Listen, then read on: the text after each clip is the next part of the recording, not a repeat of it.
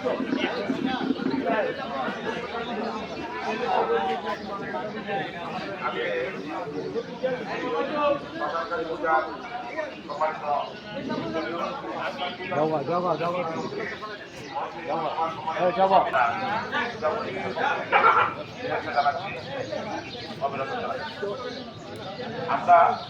প্রথমে মিটিংটা আমরা নিচ্ছি যে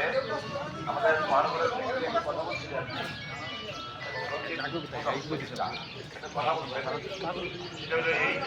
যে আমরা একটা আবহাওয়া প্রতিক্রিয়া কমিটিটা পরিচালনা করছি যার কারণে আমাদের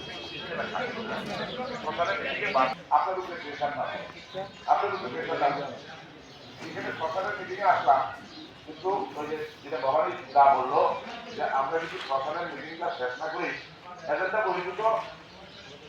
আলোচনা